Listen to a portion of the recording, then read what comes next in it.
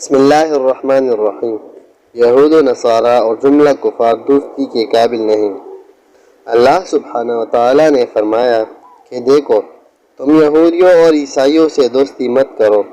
علامہ علوسی رحمہ اللہ نے اس کی تفسیر کی کہ یہود و نصارہ کی دوستی تمہارے قلب میں مرتد و کافر ہونے کا ذوق پیدا کر دے گی، لہٰذا ان سے تجارت و لین دین تو جائز ہے، لیکن ان سے دوستی و مودت رکھنا، ہر وقت ساتھ کھانا پینا، دوستی سے تعلقات پیدا کرنا جائز نہیں۔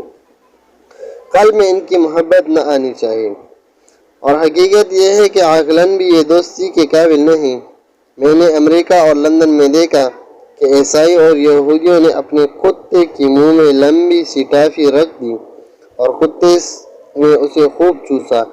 اس کے بعد وہی ٹافی اس کتے کے منہ سے نکال کر خود چوس رہے ہیں۔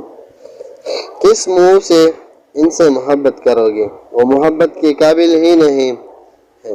بغل کے بال اتنے لمبے ہیں کہ ان میں کنگھی کرتے ہیں، اور ہمارا اسلام کہتا ہے کہ ہر جگہ نامناسب بال ہر ہفتہ صاف کرو۔ دور سے ان کے جسم سے بدبو آتی ہے۔ پاؤڈر اور سینٹ مل لیتے ہیں جس سے اجلے معلوم ہوتے ہیں۔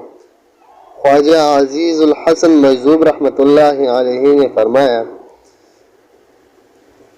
تیرا اے نبی نئی روشنی منہ ہو کالا، دلوں میں اندھیرا ہے باہر اجالا۔